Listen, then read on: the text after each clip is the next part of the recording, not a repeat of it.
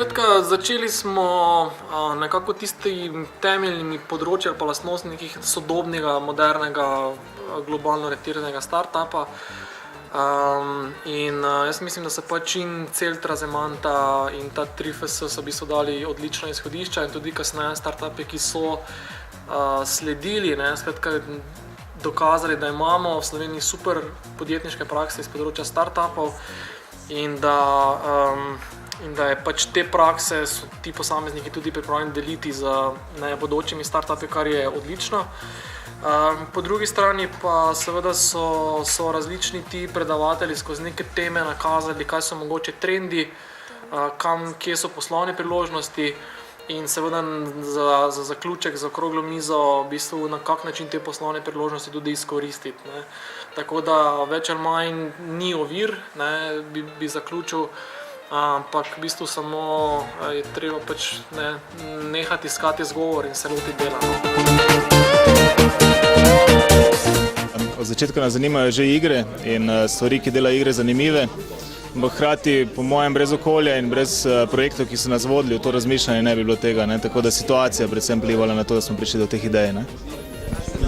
Kako pa recimo na svoji poti, ko ste se razvijali, ste imeli tudi kako pomoč strani mentorjev različnih ali ste se mogli sami znajti v večini situacij? V večini situacij smo bili sami, imeli smo pač pomoč družin in tako naprej, ampak recimo s solastnikom sva financirala vse sama, tudi do zdaj nismo imeli na nobenih razpisih, nismo sodelovali, niti nismo dobili nobenega financiranja, tako da iz lastnih projektov smo se financirali.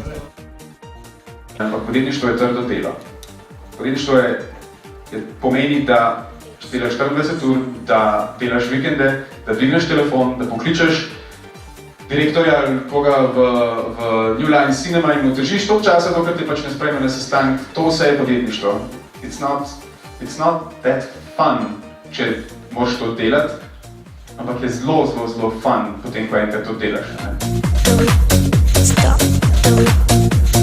Jaz vidim vlogo startup podjetij v tem, da spreminjamo svet. To je tudi v bistvu core motiv vseh ljudi, ki grejo v podjetništvo. Nekateri gremo ali pa grejo zaradi tega, da zaslužimo denar. S tem ni nič narobe, ampak s tem prihaja odgovor do področja, kjer moramo se zavedati lastne pomembnosti ali pa nepomembnosti in lastne odgovornosti, ki jo imamo do našega okolja. To lahko manifestiramo na več načinov. To, kar sem jaz danes predal, sem poskušal povedati to, da si moramo podobno misleči deliti izkušnje, deliti kontakte, deliti posel, zato da bo vsem skupaj lažje uspevalo. Ker zdaj v tem trenutku je v Sloveniji težko uspevati. Ko smo mi štartali, recimo, smo bili vključno z mano, seveda mentalno popolnoma nezreli in smo delali napake, ki jih danes ne bi delali, zaradi tega, ker se je ta ekosistem vseeno evolviral v neko pozitivno smer. Smo pa še pač točno to, kar je danes Jugoslav v bistvu povedal, nekaj 10 let mogoče oddaljeni od tega, kar bi mogli biti. S tem, da stvari ne smemo, oziroma bi bilo neumno, da jih izumljamo na novo. Imamo zelo uspešne primere v neki bližnji okolici in lahko jih posnemamo in točno to bi mogli delati. Jaz mislim, da te ljudje, ki so danes predavali, da vsi ti posamezniki so v nekih omejenih mejah dostopni. To pomeni, pošlje se jim mail, tweetne se jim, na Facebook se jih pingne in reče, jaz sem en problem, lahko govorim s tabo, a mi lahko pomagaš. Mislim, da bo večina nas rekla ja. To je recimo prvi tak korak. Zdaj ima bi tak, kot temu rekel, institucionalni korak izobraževanja na tem področju, je pa po mojem mnenju tak koncept, skoči v vodo in plavaj, predvsem v tej smeri, da treba se zavedati, da v Sloveniji tega znanja primanjkuje, se pravi, treba iskati v bližnji okolici. V bližnji okolici to po mojem pomeni Evropska unija.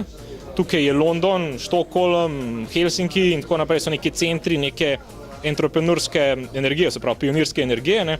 Zdaj tiskama pa želja potem, da gre pa Ameriko odkrivati, ne gre pa v New York, ne gre v San Francisco, ne gre v Boston in naj tam pač poskuša, ne bom rekel svojo srečo, ampak naj poskuša dobiti kontakte, naj poskuša dobiti kritike, naj poskuša dobiti mnenja, oziroma kot so nekateri Slovenci v resnici naredili, naj poskuša tam ustanavljati ali pa investirati neko energijo in čas. Imamo v Sloveniji posameznike, ki so recimo šli za zelo majhne denarje delati recimo v večje sisteme, kot je Seedcamp, in so se tam učili, kalili in danes so to fantastični kadri in za zaposliti in za to, da se pričakuje od njih, da bodo naredili neke fenomenalne startupe. Zadnjo leto se ukvarjava s to storitvijo ehrana.si. Spletna stran omogoča naročanje hrane preko spleta. kako izgleda, vsi dostavljalci so zbrani na enem mestu, tudi na pregled so vsi meniji, se pravi se poklika, kaj bi želel jesti in potem se to naročilo odda v restauracijo, kjer dobiš tudi povratno informacijo o predvidenem času dostave in pa počakaš, da dobiš za jesti. Predvsem je bilo zanimivo videti tole malo z podjetniškega stališča. Mi smo 3 v ekipi, vsi izhajamo iz bolj tehničnih strok, ne, smo v bistvu študentje elektrotehnike oziroma računalništva, ne, in je bilo pač zanimivo videti kot sem rekel, pristop podjetnikov oziroma vodenje firme v teh korakih, ko se zadeva začne razvijati. Mentorstva smo tudi že razmišljali, predvsem zato, ker mogoče zdaj iščemo tudi neko investicijo ali pa kakšne nove zaposlene, mogoče lih iz področja marketinga ali pa trženja, pa smo tudi tukaj v bistvu prišli pogledati, kako poteka pridobitev teh sredstev ali pa tudi malo mreženja, no, tako da mislim, da nam bo to koristilo za naprej. Naše podjetje posodi avto, naš cilj je pripeljati storitev car sharinga v Slovenijo. To pomeni, da tisti, ki imajo osebni avto, ga lahko ponudijo drugim članom, ki nimajo osebnega vozila, ter se s tem lastniki avtomobilov razbremenijo stroške. Lastniki, oziroma tisti, ki pa nimajo avta, pa pridejo tako ceneje do avta. In to je tista neka osnovna ideja. Taka srečanja, predavanja vsekakor pripomorejo, da se mogoče počutiš bolj sigurno. Pa da v bistvu najbolj pomembno, da spoznaš nove ljudi, ki so v branži, pa da ti nekako pomagajo. Tako da mislim, je koristno. Ker te fantje in ta 2 fanta in jaz in še kdo, ki bo sledil za nami, vsi vam bomo zares odgovorili na maile, če jih boste poslali, in vsi vam bomo res poskušali pomagati. Ker to ta skupnost startupov sodobnih dela. Skratka, Startup Slovenija, ta forum je bil srednji dogodek tega prvega dela tekmovanja. Skratka, ko zbiramo, navdušujemo, motiviramo startupe in bodoče podjetnike, da jim dajemo čisto praktično podporo. Do 24. februarja se morajo tisti podjetniki, ki se želijo prijaviti s poslovnim načrtom. Ustanovljeno mora biti podjetnik, ki ne sme biti starejši od 3 let. In potem bo selekcijska komisija izbrala in ovrednotila te startupe, izbrala 10 finalistov, teh 10 bo potem v bistvu ena širša, zelo renomirana investitorska komisija ocenila, izbrala 5 super finalistov in enega zmagovalca. Vse skupaj bomo 5 finalistov se bo predstavilo tudi osebno, sami komisiji, nekje marca, in sam startup se bo potem zaključil 4. aprila v Mariboru na konferenci Podium.